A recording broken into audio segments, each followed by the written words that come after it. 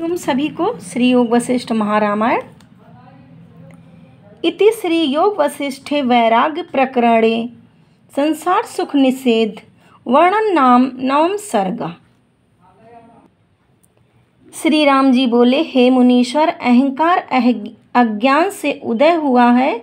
यह महादुष्ट है और यही परम शत्रु है। इसने मुझको दबा डाला है, पर मिथ्या है और सब दुखों की खानी है। जब तक अहंकार है तब तक पीड़ा की उत्पत्ति का अभाव कदाचित नहीं होता।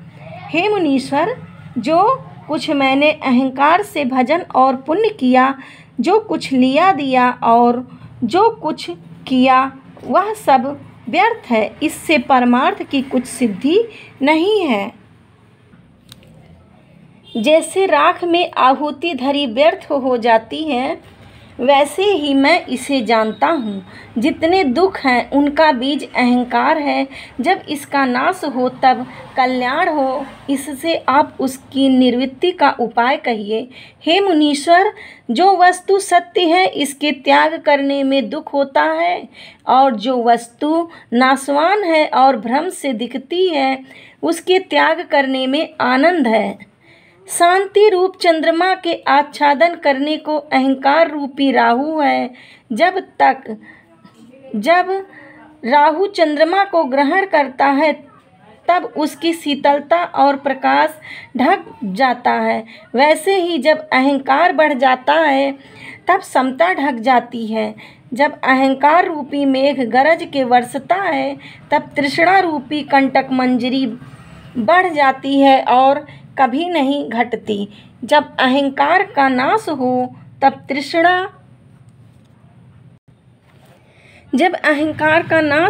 तृष्णा का अभाव हो। जैसे जब तक मेघ है तब तक बिजली है। जब विवेक रूपी पवन चले तब अहंकार रूपी मेघ का अभाव होकर तृष्णा रूपी बिजली नष्ट हो जाती है।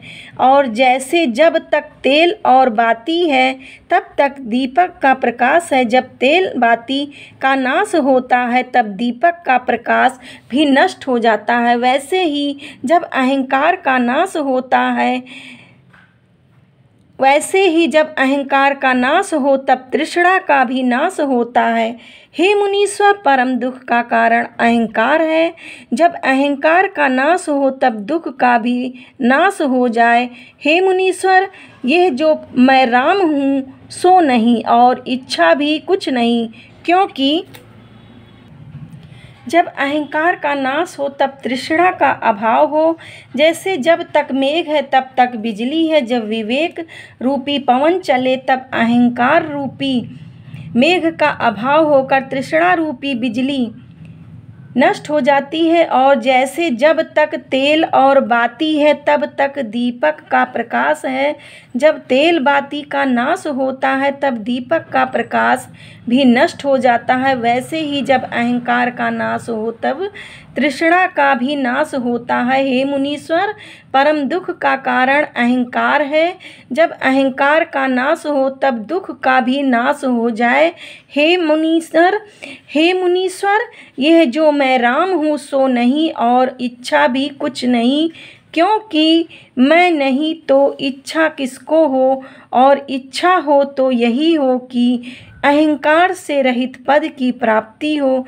जैसे जनेंद्र को अहंकार का उत्थान नहीं हुआ, वैसा ही मैं हूँ, ऐसी मुझको इच्छा है। हे मुनीश्वर, जैसे कमल को बर्फ नष्ट करता है वैसे ही अहंकार ज्ञान का नाश करता है।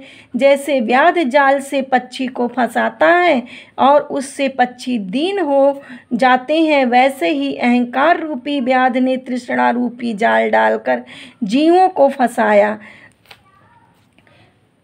उससे वो महादीन हो गए। जैसे पक्षी अन्न के दाने सुख रूप जानकर चुगने आता है, फिर चुगते चुगते जाल में फंस बंधन से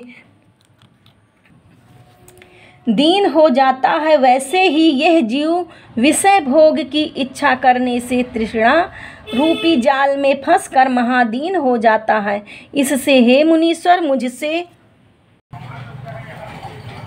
वही उपाय कहिए जिससे अहंकार का नाश हो। जब अहंकार का नाश होगा तब मैं परम सुखी होऊंगा।